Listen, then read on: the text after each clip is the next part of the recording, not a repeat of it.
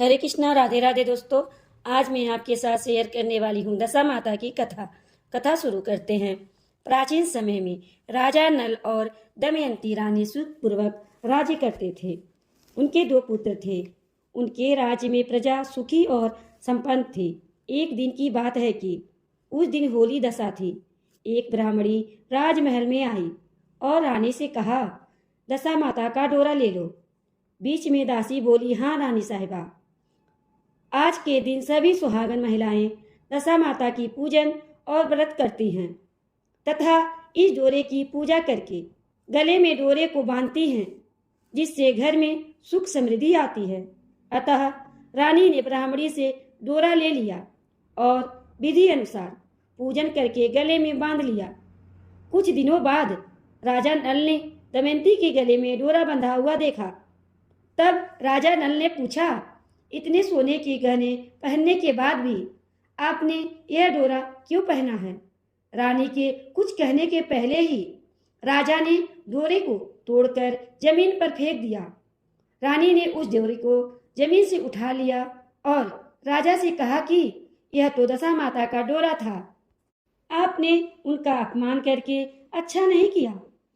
जब रात्रि में राजा सो गए थे, तब दशा माता स्वप्न में बुढ़िया के रूप में आई और राजा से कहा कि हे राजा, तेरी अच्छी दशा जा रही है और बुरी दशा आ रही है।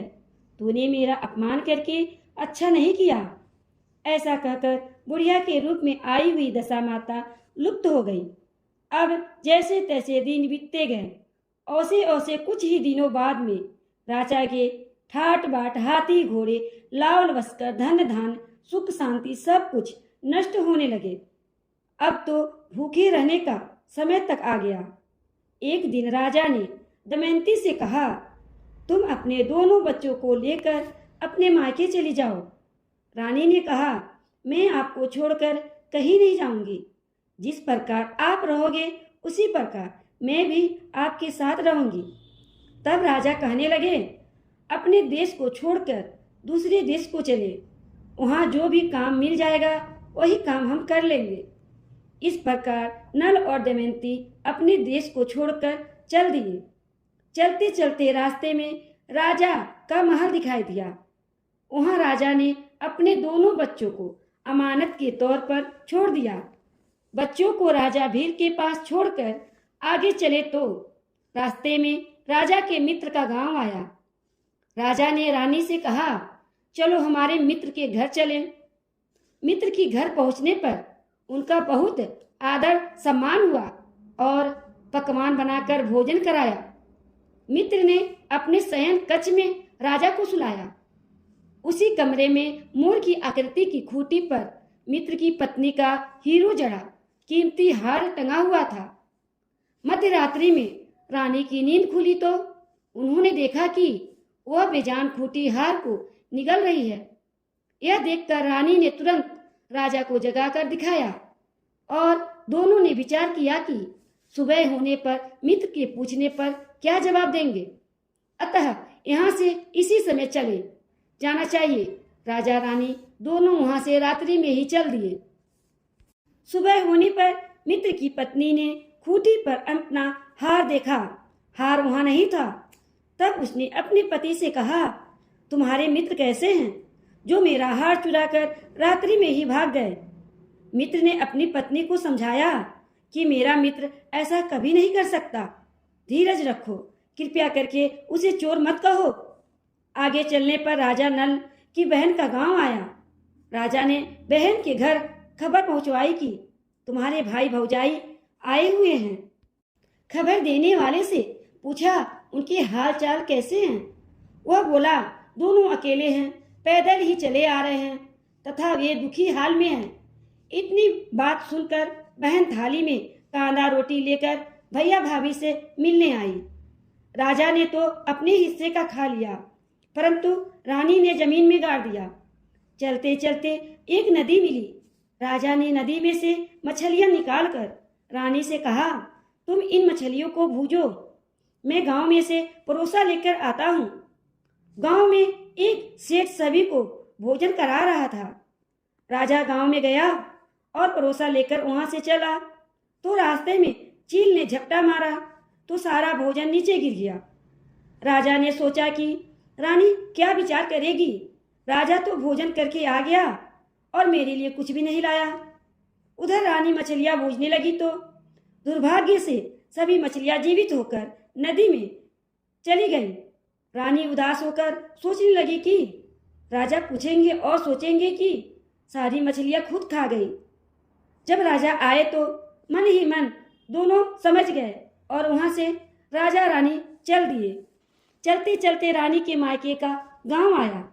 राजा ने कहा, तुम अपने मायके चली जाओ, वहां कोई भी दासी का काम कर लेना, मैं इसी गांव में कहीं नौकर होकर काम कर लूंगा। इस प्रकार रानी महल में दासी का काम करने लगी और राजा तेली के थाने पर काम करने लगा। दोनों को काम करते हुए बहुत दिन हो गए थे। जब होली दशा का दिन आया तब सभी रानियों ने सिर धोकर स्नान किया। दासी ने भी स्नान किया। दासी ने रानियों का सिर गूंधा तो राजमाता ने कहा, मैं भी तेरा सिर गूंध देती हूँ। ऐसा कहकर जब राजमाता दासी का सिर गूंध रही थी तब उन्होंने दासी के सिर पर पद देखा। यह देखकर राजमाता की आंखों में आंसू भर आई और उनकी आंखों से आंसू की बूंदें गिरी। आंसू जब दासी की पीठ पर गिरी तो दासी ने पूछा, आप क्यों रो रही हैं? राजमाता ने कहा, तेरी जैसी मेरी भी बेटी है, जिसके सिर पर पद था तेरे सिर पर भी पद है। यह देखकर मुझे उसकी याद आ गई। तब दासी ने कहा, मैं ही आपकी बेटी हूँ। दशा माता के प्रकोप से मेरे बुरे दिन चल रहे हैं, इसलिए मैं यहाँ चली आई। माता ने कहा, बेटी तुमने हमसे यह बात क्यों छुपाई? दासी ने कहा, माँ सब कुछ बता देती तो मेरे बुरे दिन कैसे कटते। मैं दशा माता का व्रत करूंगी तथा उसे गलती की क्षमा याचना करूंगी। अब तो राजमाता ने बेटी से पूछा, हमारे जमाई राजा कहाँ हैं? बेटी बोली, वे इसी गांव में किसी तेली के घर काम कर रहे हैं। अब गांव में उनकी खुदाई कराई गई और उन्हें महल में लेकर आए। जमाई राजा को स्नान कराया, नया वस्त्र पहनाए और पकवान बनाकर उन्हें भोजन कराया गया। अब दशा माता के आशीर्वाद से राजा नल और रानी दमयंती के अच्छे दिन लौट आए। कुछ दिन वहीं पर बिताने के बाद वह अपने राज्य को जाने को कहा।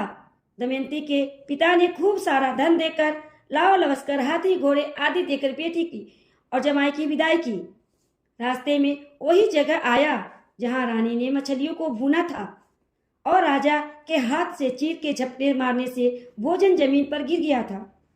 तब राजा ने कहा, तुमने सोचा होगा कि मैंने अकेले भोजन कर लिया होगा, परंतु चील ने झपटा मारकर भोजन गिरा दिया था।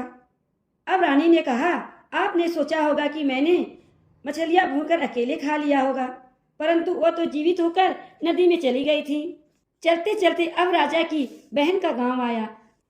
राजा ने बहन के यहाँ खबर भेजी। खबर देने वाले से बहन ने पूछा कि उनके हाल कैसे हैं।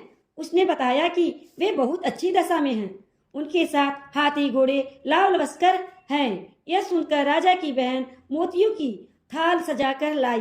तभी दमयंती ने धरती माता से प्रार्थना की और कहा, माँ आज मेरी अमानत मुझे वापस दे दो।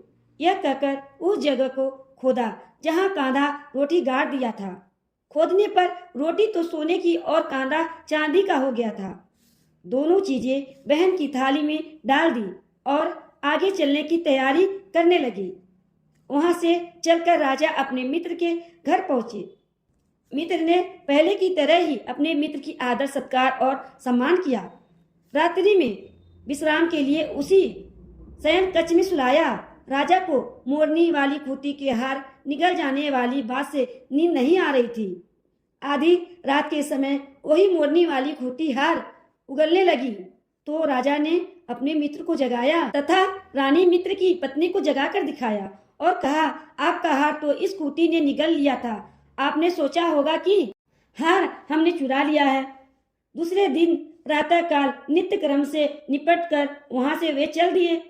वे भील राजा के यहाँ पहुंचे और अपने पुत्रों को मांगा तो भील राजा ने पुत्रों को देने से इनकार कर दिया। गांव के लोगों ने उन बच्चों को वापस दिलवाया। नल और दमयंती बच्चे को लेकर अपनी राजधानी के निकट पहुंचे तो नगरवासियों ने लाल वस्कर के साथ उन्हें आते हुए देखा। सभी ने प्रसन्न होकर उनका स्वागत किया तथा गाजे बाजे के साथ उन्हें महल में प्रवेश करवाया। राजा का पहले जैसा ठाट बाट हो गया। दशा माता ने पहले जैसे प्रकोप किया उसे किसी पर ना करना और बाद में जैसे कृपया उन पर की उसे सभी पर करना। तो बोलिए दशा माता की जय। तो दोस्तों यह थी दशा माता की कथा। कथा आपको कैसी लगी, अच्छी लगी हो तो कथा को लाइक कर दीजिएगा। चैनल को सब्सक्राइब नहीं किया है तो चैनल को सब्सक्राइब कर दीजिएगा। दशा माता की कृपया आप सभी पर सदा ही बनी रहे। दशा माता आपके घर के दशा को सुधारे, इसी कामना के साथ अगली वीडियो मिलते हैं। राधे राधे।